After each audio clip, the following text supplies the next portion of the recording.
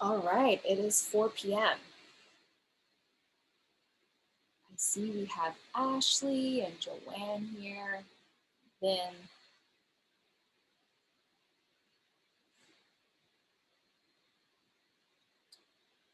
we're gonna wait about 5 minutes to see if people meander in a little late.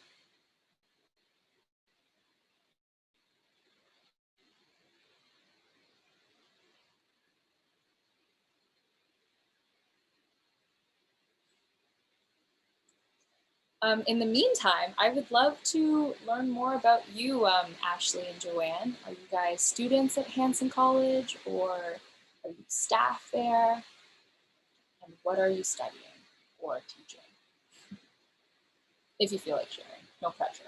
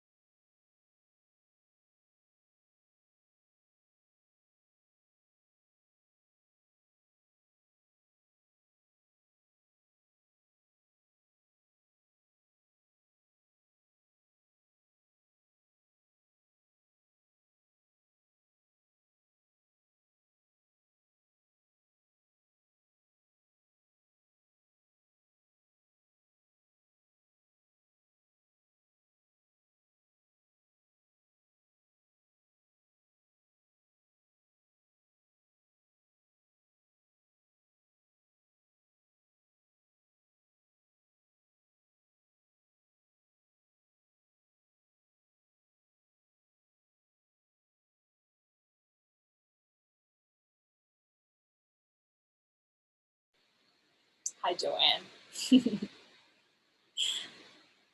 Thanks for keeping me company while we wait. We're going to be here for about 2 more minutes, and then we're going to start talking about snacks.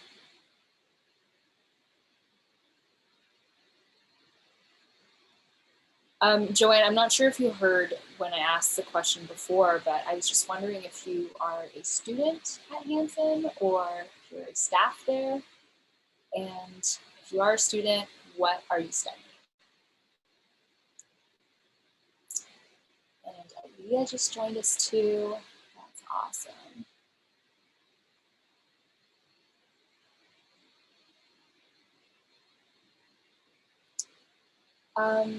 I can't hear you. I'm sorry. You might be muted because it's a webinar.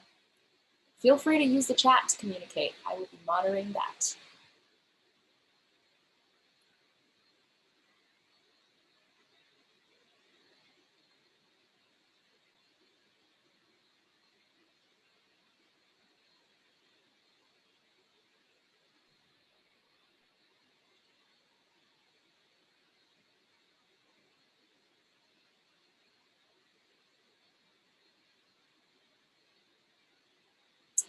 All right. Well, it is 4:05. Shall we get started? What do we think, everyone? Should we wait a little bit more? Ben, any input here? Okay. Joanne's saying sure, so we're going to get going. Great. First of all, welcome, everyone. Thank you for making time to be here. I know Friday afternoon or Friday evening is a difficult time to schedule more learning, especially as everyone's heading into Midterms, that's right, I know about midterms coming right up. And hopefully the information that you guys learn here today can support you with your studying. And Joanne is a staff. Awesome. Thank you for making time, Joanne. Really appreciate it. Okay, well, you're gonna need a comfortable seat, so make sure you're nice and cozy. You're gonna need some pen and paper if you feel like taking notes during the presentation. Highly recommend some water. I'm gonna be doing a lot of talking, so I'm gonna go for a sip right now. And then last but not least, a deep breath. Just unwind. Hopefully your weekend is officially starting after this. So yeah, just relax and try to take in as much information as possible. Feel free to use the chat as a way to communicate with me. I have it opened up here so I can monitor any questions that come up or any feedback. I also love to see when people like raise hands or react. It just gives me so much more energy rather than feeling like I'm talking to myself. Sound good? Give me a thumbs up in the message or give me a little hand raise in the in your screen there. Okay, we have only a few people here, but that's okay. I feel like everybody could come up with multiple answers for a little icebreaker right now. I want to know, what was your favorite snack growing up as a kid? For me, I actually came here from, I was born in China. I came here when I was about 8 or 9 years old.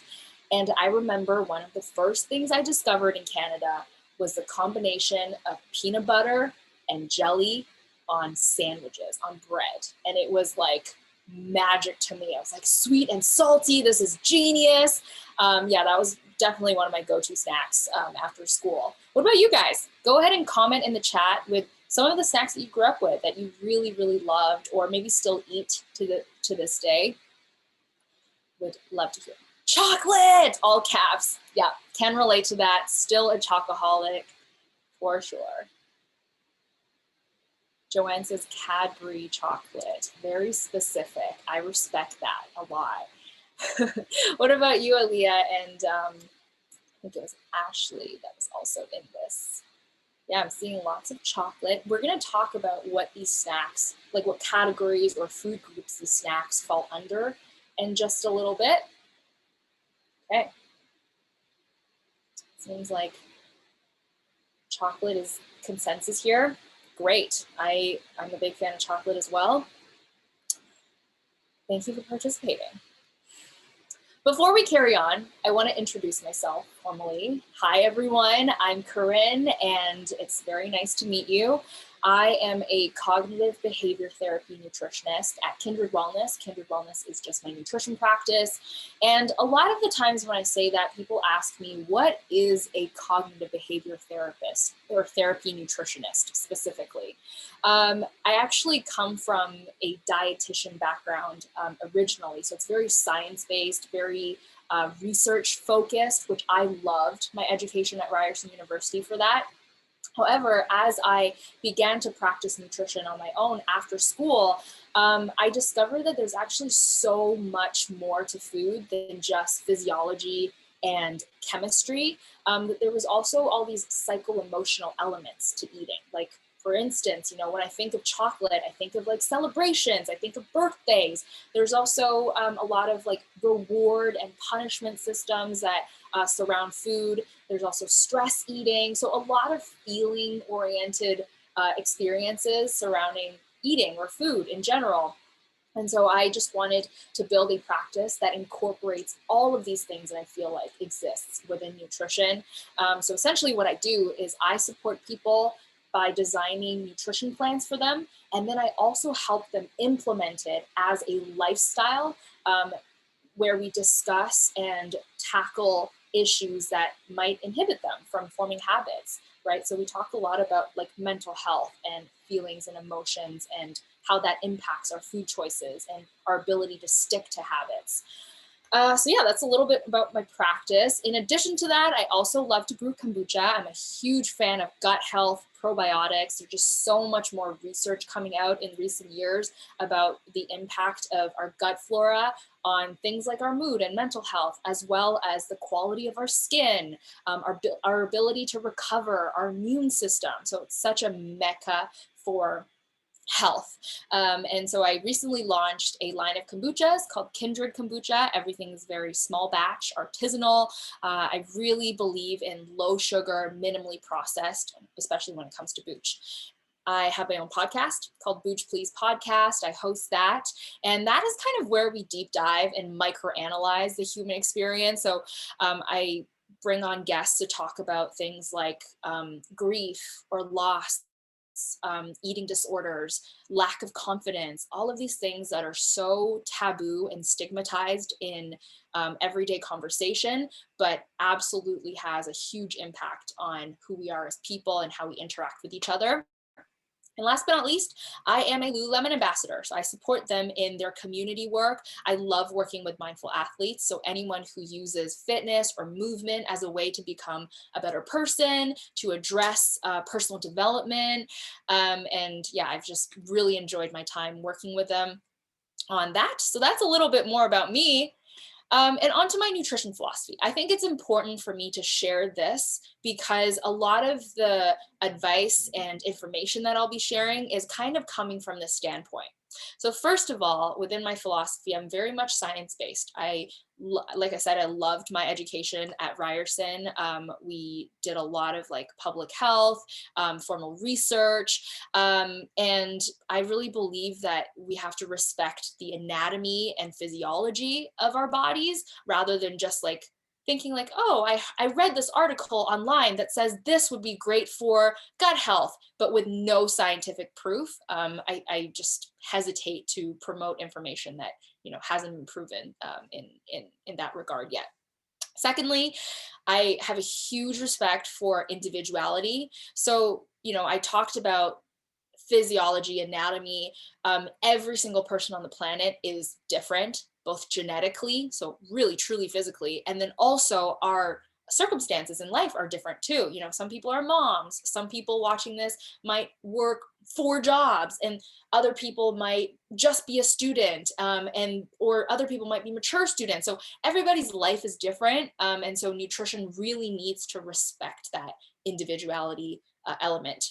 Thirdly, I truly believe real food is best. And I think real food benefits not only us because it's so nutrient dense and minimally processed, and you're getting the maximum bang for your buck in terms of nutrition value, but you're also benefiting your ecosystem. So it improves the economy around you because you're supporting local farmers and you're supporting people that work in agriculture. And also it's great for the environment. The less that food has to undergo processing, the less electricity, the less carbon footprint it leaves behind. So it really is like just 3 birds, 1 stone. And last but not least, I believe in focusing on a hierarchy of impact.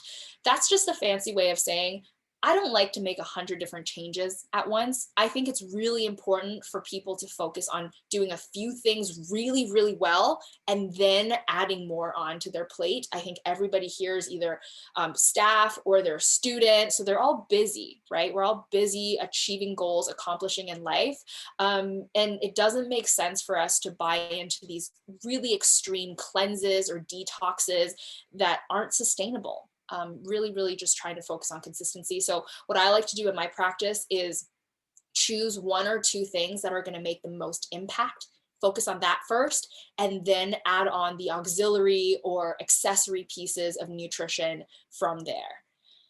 Yeah, give me like a thumbs up or a little hand raise if you agree with any of those philosophies, because that's where all of my advice today is going to come from.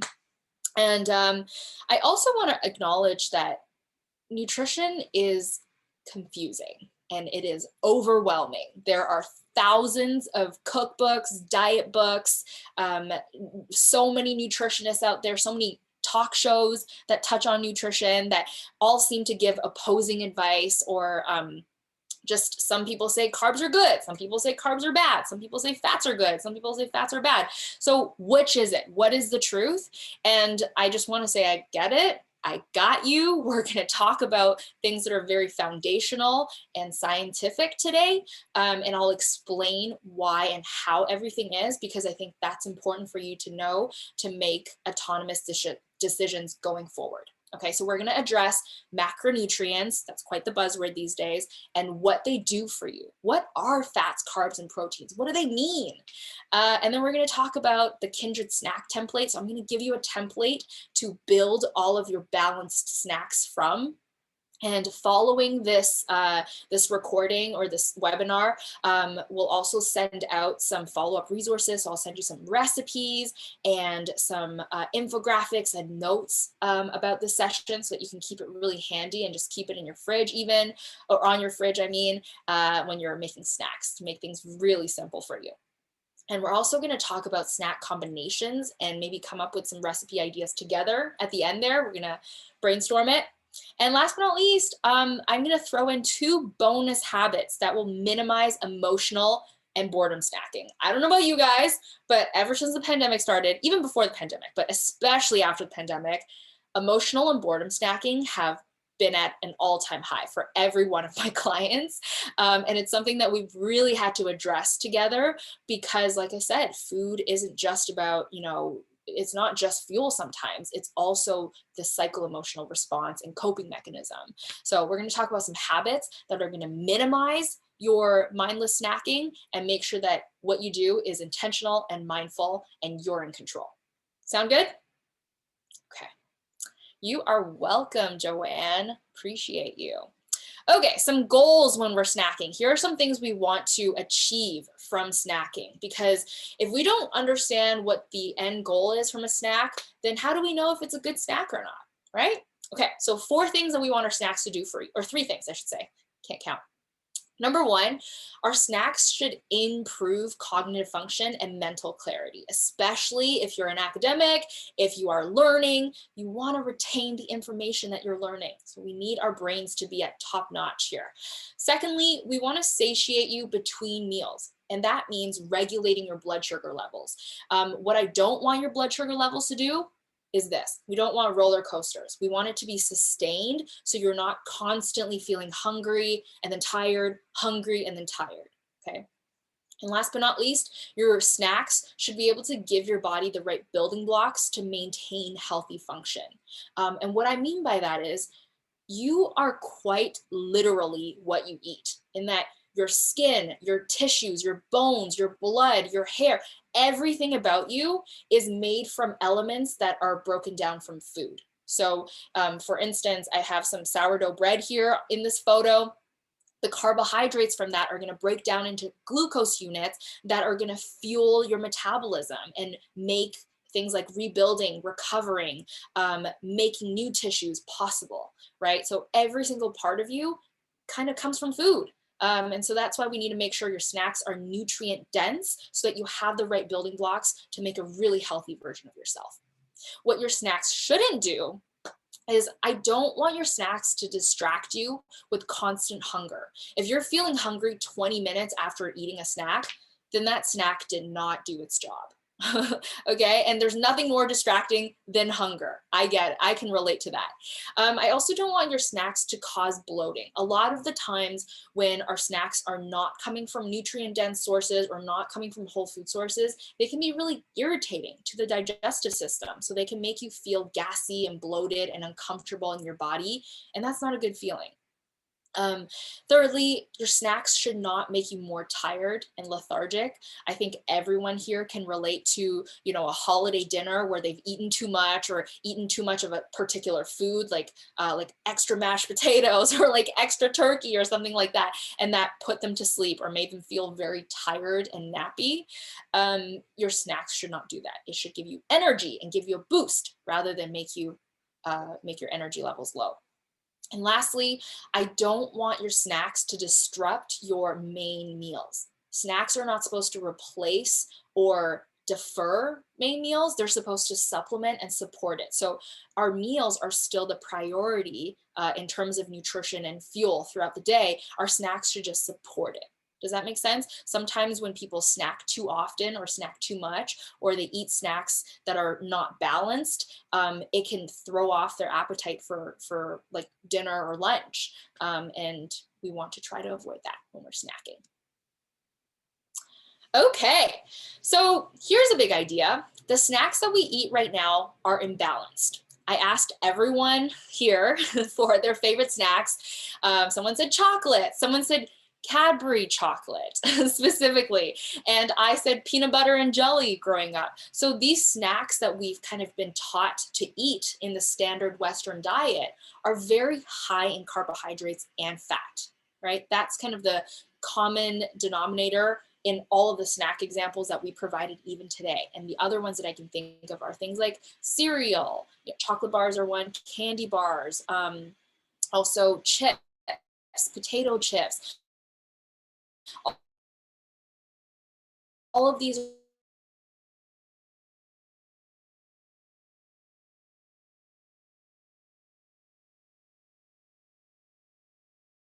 are very high.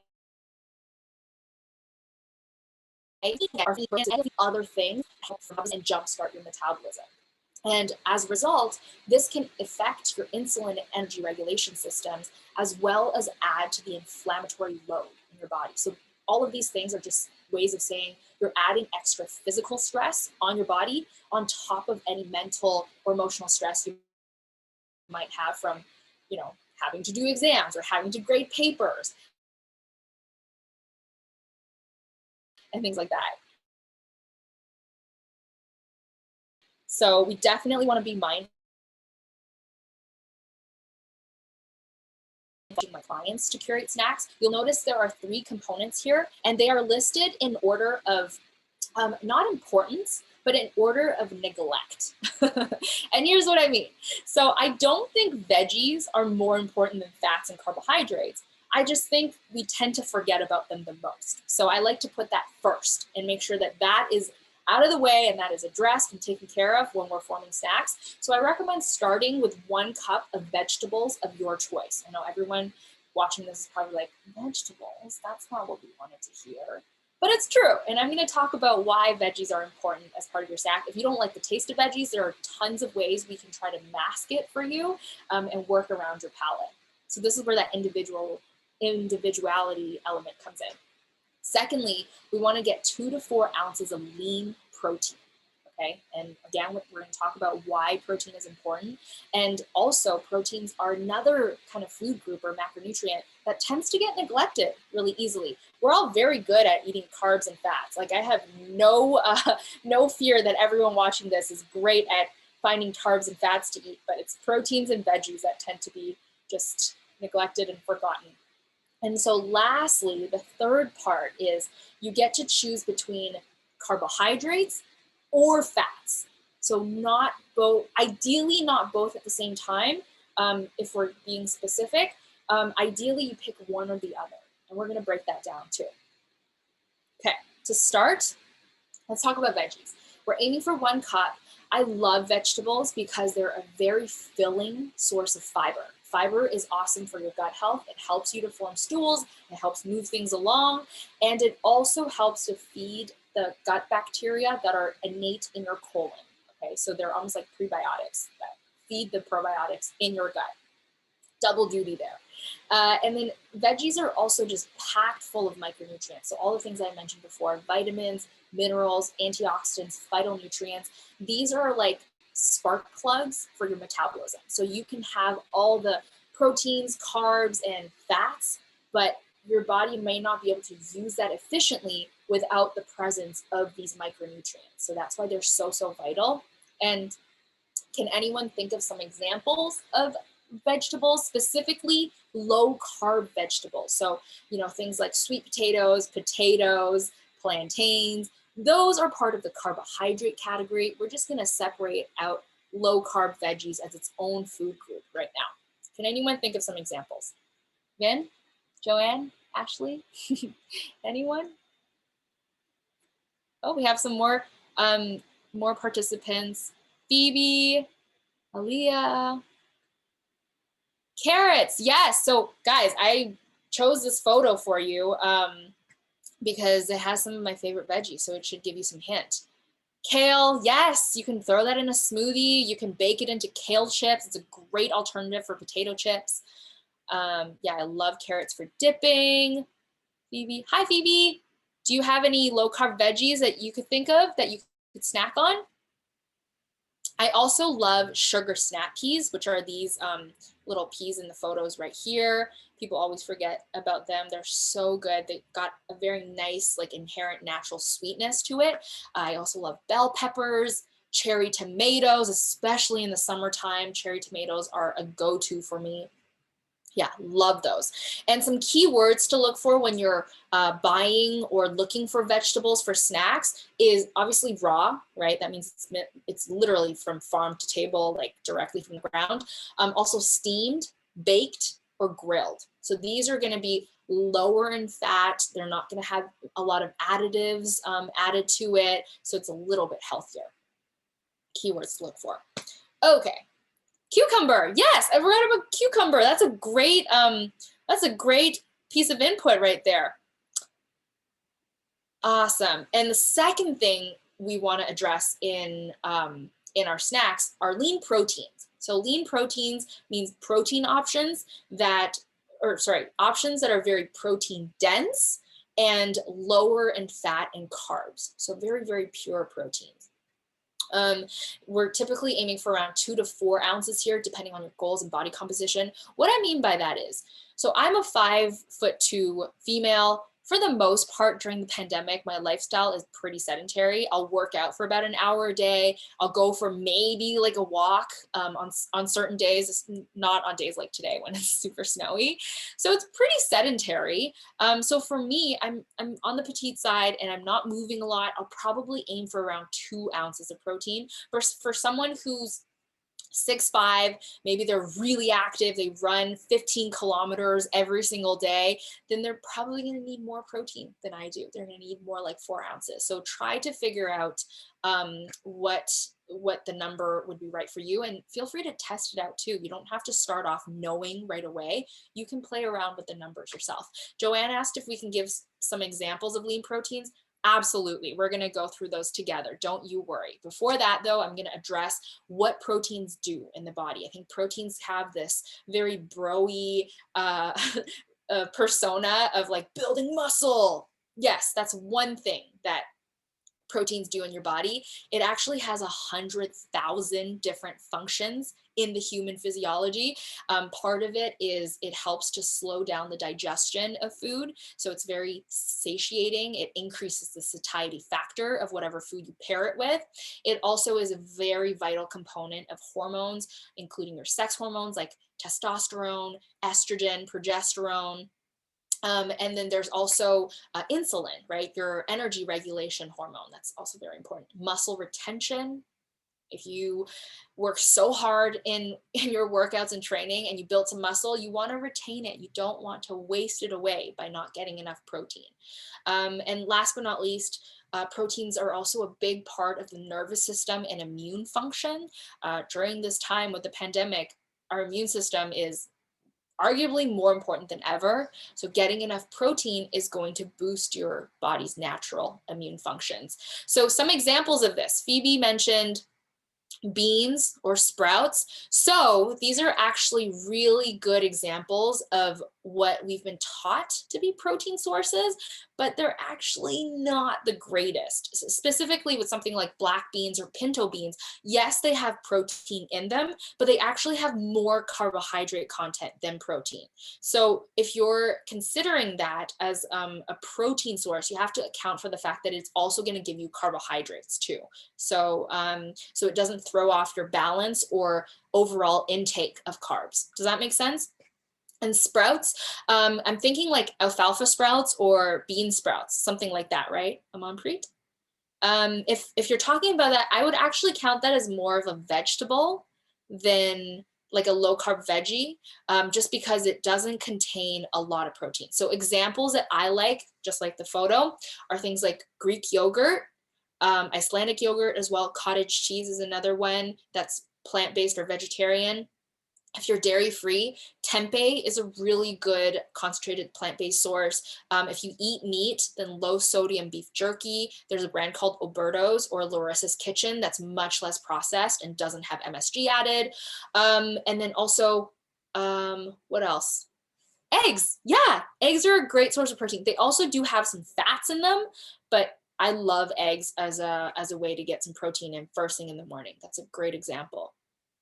And keep in mind too, guys, snacks don't have to be like a certain food. It can just be leftovers as well. Sometimes I'll make like a snack wrap with leftover chicken breasts from the night before, or leftover pork or beef or whatever I have in the kitchen. That can also be a snack, but just pay attention and make sure that you have a lean protein source present. Are boiled eggs a good source? So boiled eggs are a great source of protein, but they also have fats in them. So just account for that. Make sure you know that, oh, these have a source of fat. So if you're making a snack, maybe you don't need to add additional fats to that balanced plate that you have. Does that make sense? But yes, I love eggs because they're a complete amino acid profile, meaning they're a complete protein. So they have all 21 of the amino acids needed to make really important things in your body: hormones, neurotransmitters, all that good stuff. Some key words to look for here. So seaweed is actually not an ideal source of protein because you have to eat so much of it in order to get like a serving of 15 grams of protein. So I wouldn't make that your sole source. It can definitely be like an addition to a meal to like bulk up the nutrient content. I love seaweed. I love seaweed paper. Back to what I was saying. So keywords are grass-fed, free range, wild caught, non-GMO, and if you're plant-based, definitely look for soaked, sprouted lentils, beans, things like that, or tempeh even, or soy products, and then also unsweetened. So when it comes to like yogurt, cottage cheese, try to avoid any added sugar. You can add sweetness yourself if you want to add some fruit to it, but make sure that you're in control of what's going into your food. All right, we're gonna move on. If you guys have any questions, I forgot to address this at the start, we are gonna do a Q&A at the very end. So make sure you mark down those questions, and if we don't get to them now, we'll definitely get to them at the very end. I promise. Okay, the third part of our snacks, we're gonna choose either a carb or a fat. So why can't we have both? Why do we have to choose one? Well, the reason is both carbs and fats can be used for energy. One is, so we don't need two sources of like this energy supplying macronutrient. We only just really need one. Carbohydrates, I think of them as a fast burning source of fuel. If you think about your body kind of like a fire, carbohydrates are gasoline. So you pour gas on a fire, it makes a big explosion, it burns up really quickly, and then it's gone, right? Whereas fats, on the other hand, they're very slow burning energy. So they're more like logs on a fire. If you throw a log on a fire, it will burn for hours, and it's a very sustained burning. It's not like gonna make a big explosion. So I love carbs because they're the exclusive source of fuel for your brain. So really great for when you need to think really hard on those exam days.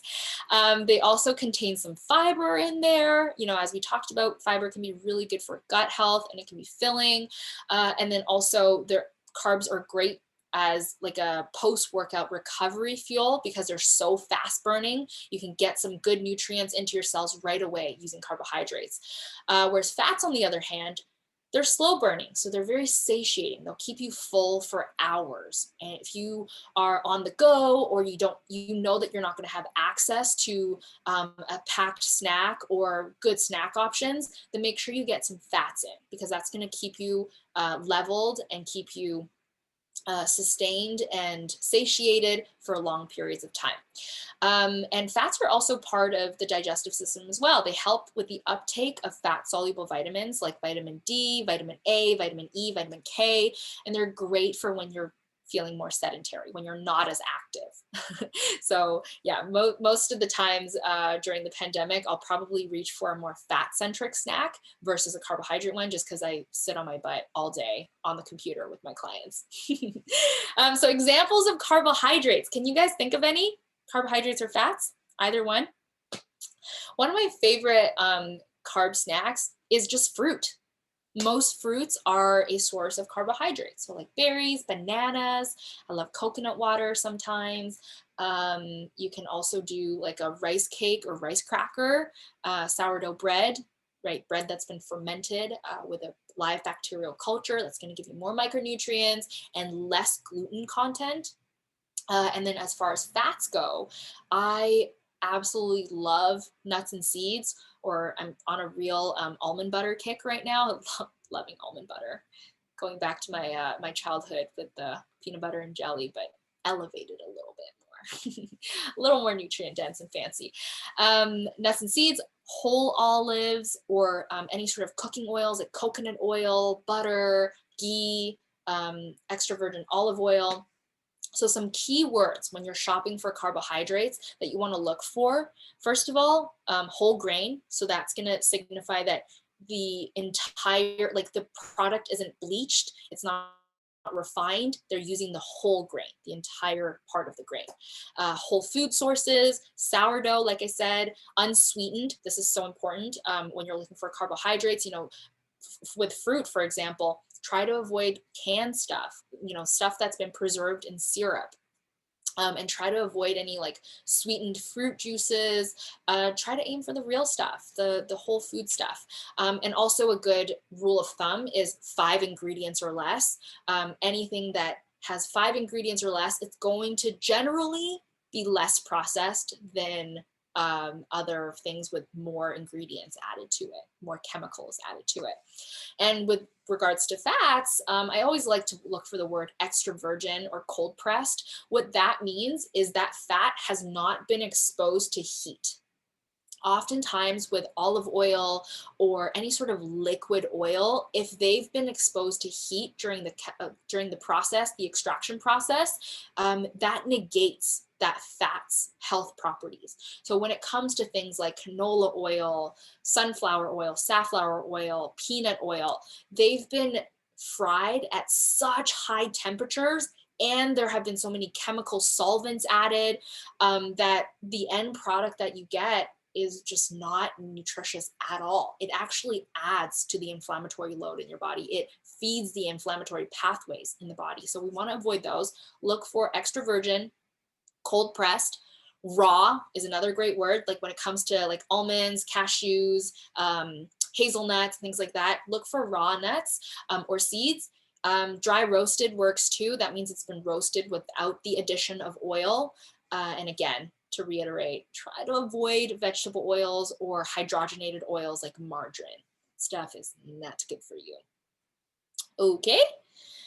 All right, well, I have a list, a handy dandy list of some examples of my favorite foods from each category.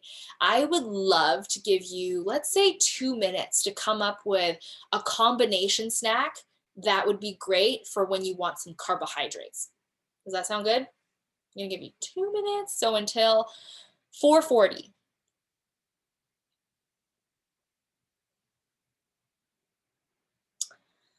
And whenever you're done, just go ahead and comment. This is your chance to get a nutritionist to review your food choices. So pick something you feel like you would eat, and I'll let you know what I think of that. Yeah, just literally take one item from each category and just pair it together.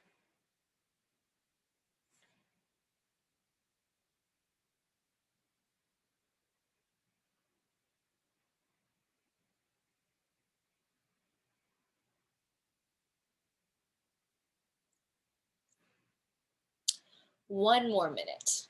If you already have your snack figured out, go ahead and just comment that in the chat.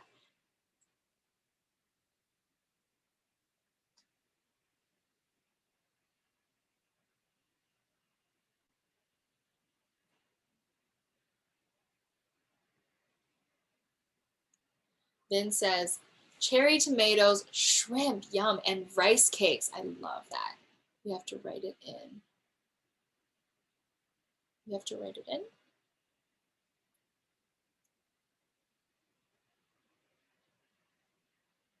Oh, I see that. I see that Aman just commented too. Lettuce wraps with Greek yogurt and roasted chickpeas. Yeah, that works. The Greek yogurt's almost like a sour cream dollop. And then the roasted chickpeas add a nice crunch. Oh, I'm getting so hungry looking at these examples. Manveer says 1. What does that mean? Maybe you're typing more. Another example I really like is cucumber slices, mixing that with some canned tuna, and then maybe like serving that on a slice of sweet potato. So you literally slice a sweet potato lengthwise and then you put it in the toaster and it comes out like toast. It's got like a crunchy outside, very cooked and sweet on the inside, very yummy. Joanne says cucumber slices, roasted chickpeas, and avocados. Everyone's loving the roasted chickpeas, and I support it. I love avocado. Literally add it to anything. Awesome. Yeah, that's a great. So actually, Joanne, I think your snack is missing a protein. The roasted chickpeas would fall under the carbohydrate category here, which I know a lot of people think like, oh, lentils, chickpeas, legumes. Ben, how did you miss avocado? Anyway, chickpeas, people think that it tends to be a protein, but it actually has more carbohydrates than it does protein. So I've counted it as a carb here. So try to find something else. Yeah, tuna works. Tuna easily, or Greek yogurt. Yep, that works. Love it. So you guys see how the rationale kind of works. You start on the left, you work your way to the right, pick one or the other. If you exercised and was super active that day, go for a carb source. If you were more sedentary and just sat around all day and you want more sustained energy, then go for a fat source.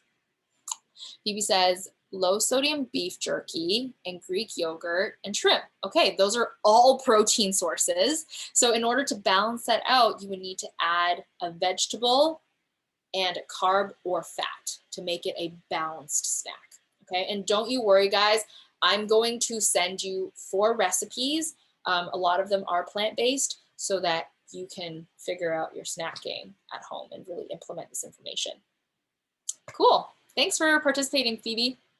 Okay, on to prep and timing. Okay, whenever people try to make a meal prep change or when they implement meal prep, they feel like they need to start with like really epic layouts. It doesn't need to be like that. I recommend starting small. Do something that you feel like is so easy, you can literally do every single day of your life.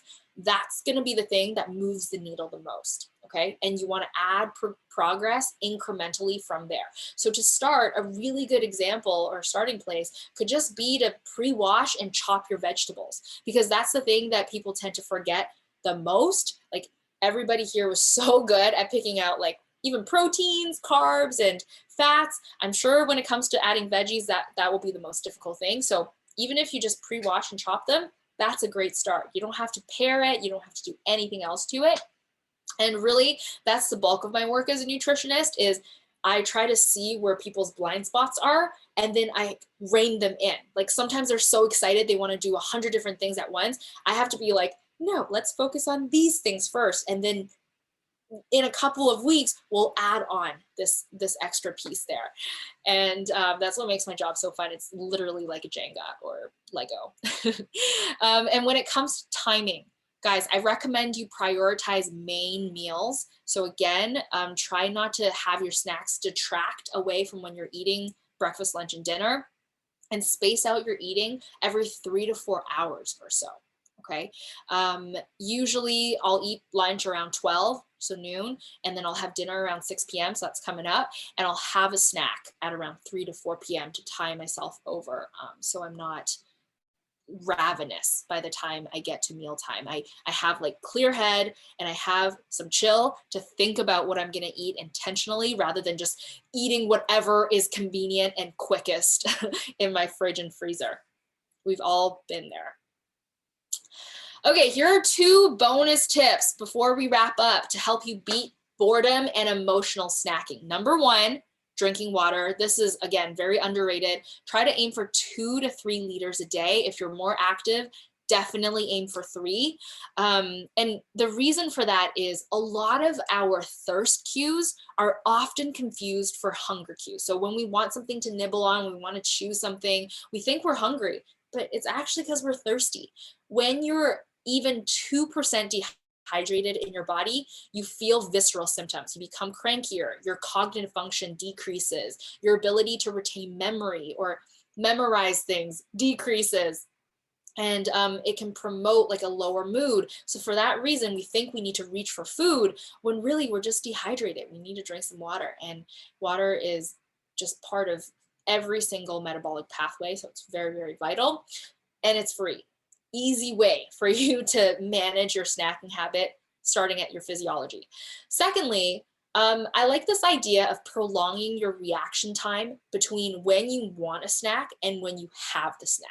So oftentimes when we get the urge to grab a snack, we'll just go right to the pantry, grab a bag of chips and eat it before we even think about it. And sometimes we don't even realize that the reason we want a snack isn't because we're actually hungry. It's because we're stressed or we're emotional or we're bored. And in order for us to become aware of this, the root cause of our behaviors and our actions, you need some time in between the urge and the reaction. So in order to do that, one thing I really like to do, and I go through with all my clients, is we reorganize kitchens and pantries. We'll put all the healthy snacks like vegetables up front in the fridge, and we'll put all the dips and the chips and the popcorn and the chocolates to the back of the fridge or the back of the cabinets, or on really high cabinets where it's harder to reach, so that when people go to reach or dig for the snacks, they have time to think like, do I actually need a snack right now? Did I just eat? Or why am I snacking? Am I just sad or stressed or scared?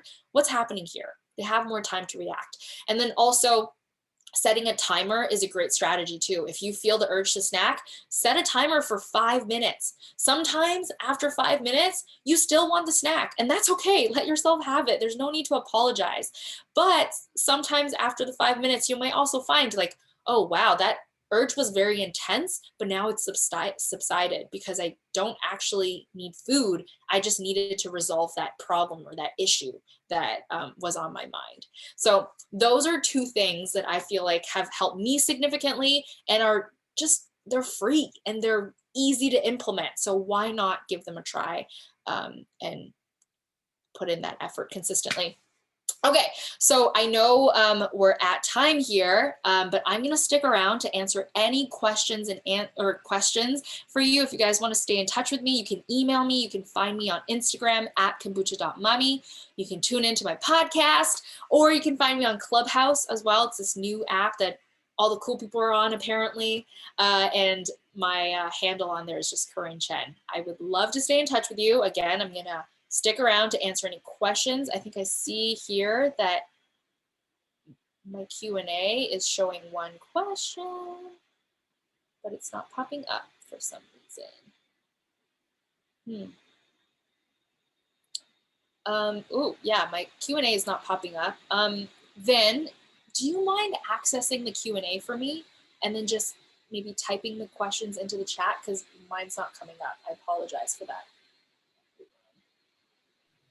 No, Joanne, I'm on that right now. Okay, thank you so much. So I'm just going to answer Joanne's question in the chat. Her question was, is tea considered water? That is a fantastic question. So tea is not considered water. Water is hydrating. Anything with caffeine in it is dehydrating, meaning it actually pulls more moisture from your body. And so as a result of drinking tea and coffee, you should actually be drinking an additional cup of water on top of your 2 to 3 liters to replenish the water that's lost.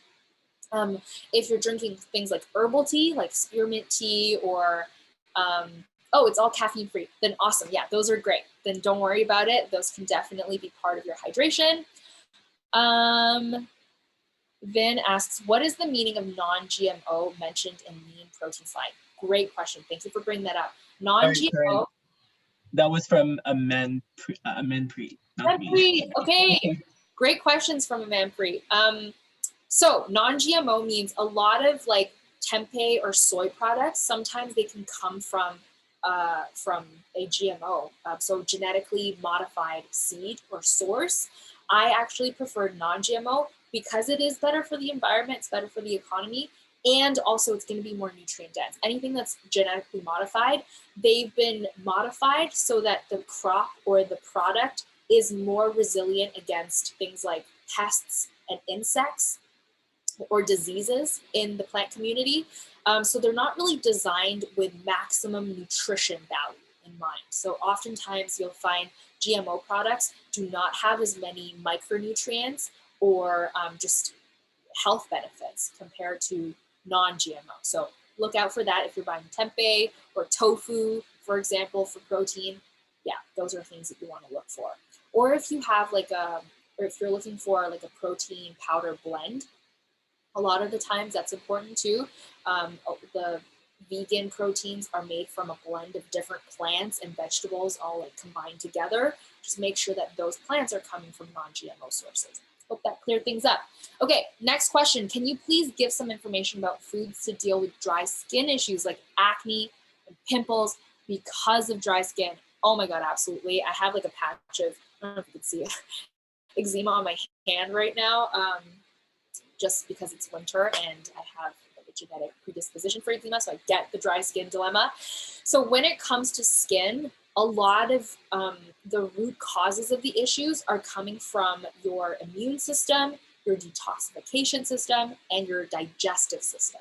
So things that aren't necessarily obviously related to skin actually have a huge impact on it. So I would recommend looking into collagen, which is one way to heal the gut lining in your digestive tract, in your GI tract. And that is supposed to really help with supporting or minimizing immune system reactions that cause pimples or acne or disrupt the sebum expression. Sebum is just the oil expression in your skin. And then the other thing is looking into probiotics. Huge proponent of that. I used to have eczema on my face, which was the worst. And after I switched over from coffee to kombucha full time, it really helped me clear things up. Kombucha's got not only probiotics from the live bacteria that, you know, like we talked about, help in your digestion, but it also has organic acids in there that support with your liver function and your stomach acidity.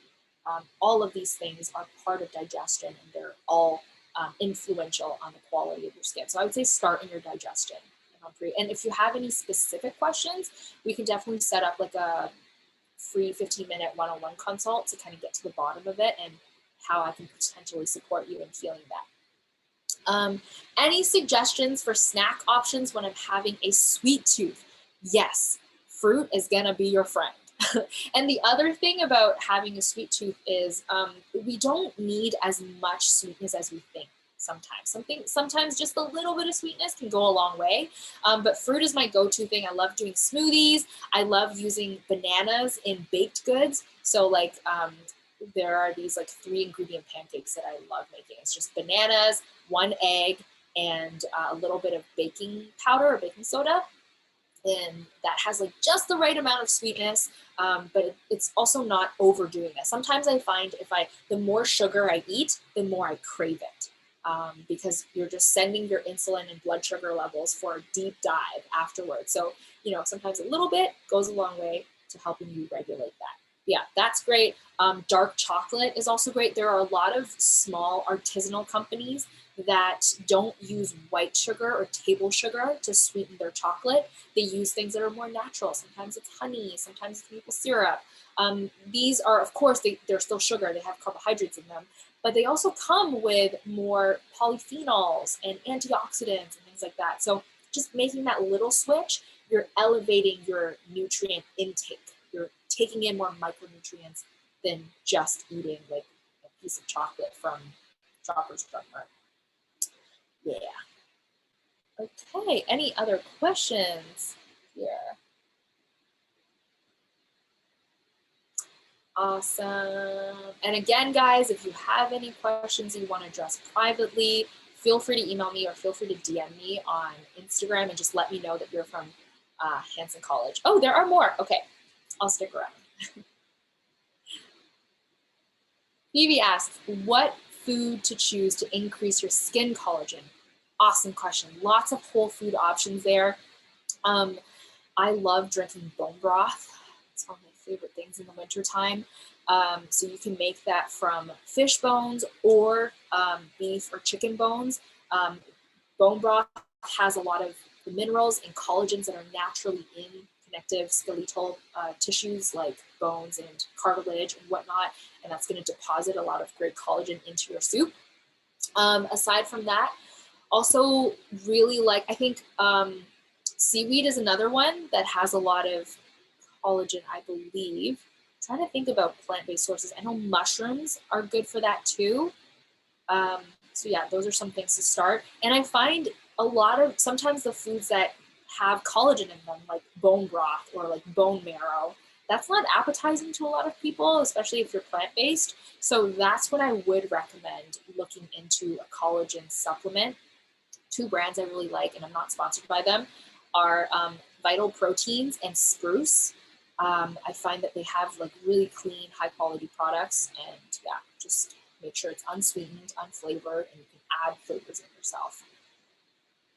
Hope that answers your question, Phoebe. Okay, Amanpreet says, is whey protein used by gym guys good for health? Great question. When it comes to supplements, I always say, just like the collagen question before, try to address it in a real food setting first. Try to get your nutrients from whole foods. The reason for that is anything that's an extract or a supplement, it's been refined down. They've taken out a lot of the natural elements and the complexes around those nutrients. So the vitamin C that you would get from a vitamin C drop or a vitamin C tablet or vitamin C powder is not going to have the same profile of minerals as a vitamin C from an orange. You know, the natural form of vitamin C comes with flavonoids, and those are innately in oranges. And those tend to be removed during the processing of creating supplements. So use supplements as an addition to your whole food diet, not as a replacement. Just like the name suggests, it's a supplement. So it's like a bonus add-on. It's not to replace a diet. So with that question, Amanpreet, is whey protein good for health? It can be if you're eating lots of fish and meats and eggs and tempeh and lots of vegetables. And on top of that, you want to add in some whey protein to get in some extra protein to support your workouts. Yeah, absolutely. It can be beneficial. But what happens is people hear, oh, whey protein is good. They selectively pick that out. And then they replace all the whole foods with that protein. They're like, oh, if I just drink this protein shake 3 times a day, then I don't have to eat whole foods anymore. That's when it becomes a problem. So yes, whey protein can definitely have a role in a healthy diet. Joanne asks, is sourdough bread, is popcorn a good snack? 2 great questions. Sourdough is bread. So sourdough, what happens is they've added a live bacteria culture to the dough when they're making the bread. And that bacteria culture eats up a lot of the extra carbohydrates or gluten content in that bread. And what you're left with is a lot more like bioavailable vitamins and minerals that are easier to digest in the body. And then also less gluten content, which I personally like because I find gluten tends to exacerbate my eczema and give me digestive issues. So that's why it's kind of the more nutritious option to conventional bread. Is popcorn a good snack? Yeah, if you make it at home, it can be. The problem I have with most commercial popcorn is it's made with vegetable oils, or it's made with hydrogenated, like margarine, or hydrogenated vegetable oils. And I don't love that because those are inflammatory. I'd rather you make it at home with some coconut oil or some grass-fed ghee or some, beef tallow that you rendered yourself. Like that's going to be much more nutrient dense and make a really big difference in your body in the long run, if that's something that you eat on a regular basis. But other than that, yeah, I don't mind popcorn. And another thing about corn is it tends to be very GMO. It's one of the most genetically modified foods on the planet, thanks to a company called Monsanto. So I'd recommend trying to source kernels that are maybe not genetically modified. You're just gonna get more bang for your buck. If you're gonna spend the time to make popcorn, might as well get some more vitamins and minerals out of it. Okay, Phoebe asks, my friend's body should be 40 pounds overweight. How should we choose food or exercise to fat burn? Okay, that is where individuality really comes into play, Phoebe. I could give you a generic answer, and that's probably not going to be effective for your friend because I don't know what your friend's age is, what your friend's lifestyle looks like, what her relationship with food is. Does she know how to cook? What is her baseline nutrient status? How are her hormones? Are they balanced? Are they dysregulated? Is she stressed? Is she anxious? Is she sleeping well? All of these factors are so important in burning fat. And I would say the general rule of thumb is pick whole foods. So start with eating real food. Try to cook your own veggies, meats, fats, carbs, proteins, all that good stuff. And then from there, do exercises that you can sustain for a long period, like for a long time, meaning you can keep doing them. You know, if I hate spinning, but I love to lift weights, then I'm going to keep lifting weights, regardless of whether or not it burns fat, or regardless of if it burns as much fat as spinning does. Does that make sense? Do the thing that you're able to maintain for like a really, really long time and make that part of your lifestyle. That you're going to reap more reward from that than if you were to try something that you hate for 7 days, 14 days, and then just quit and go back to your old ways. So in nutrition, there's a saying that I want to leave everyone with, and that is long-term consistency will always trump short-term intensity. It's not about how extreme, how intense you can do things. It's about how consistent you can be. And that's not the sexy answer. That's not what sells nutrition programs or supplements. Diet culture really wants to buy into like fast, quick, easy. It doesn't work. That's why it's a billion-dollar industry, is people are still spending money. They're not like, they didn't get the results that they wanted. So they're still spending money looking for solutions. And the final question is vitamin E oil good to remove blemishes? That's actually a great question. From what I've learned from my dermatologist friends, yes, but only as the scarring is healing. Like if you have like an acne scar from 10 years ago, it's not as effective based on my research. I'm also not a professional when it comes to skincare. That's not my expertise. But just from what I've learned from my friends who are dermatologists, they say like as your acne scar or as your pimple scar is healing, put some vitamin E on, or as you develop stretch marks when you're like pregnant or whatever, put some vitamin E on there. But if it's like years and years later, it doesn't actually help that much because that scar tissue has already formed. I hope that answers your question a little bit. Sorry, that wasn't a very straightforward one. I just want to say once again, thank you guys so much for sticking around and for joining us. And yeah, I'm super, super grateful for all of your time and attention. I hope you have a wonderful weekend. If you have any questions, anything else that you want support with, just let me know and I'd be happy to support wherever I can. Aw, thank you. Thank you, Amanpreet. I hope you have a great weekend. Stay warm, stay cozy. Thank you, Vin. You're the best for setting this up. Awesome, Joanne. Yes, look out for the recipes and the handouts in your inbox. Probably next week. I would probably send them out on Monday. So yeah, keep your eyes peeled there. And I also do a lot of free recipes and free videos, explanations on my Instagram. So definitely stay in touch there. Thank you, Phoebe. Woo! All right. Well, Vin, are you okay if I just exit, or if no one else has anything? Okay, awesome. Thank you so much. I'll talk to you soon. Bye. Bye.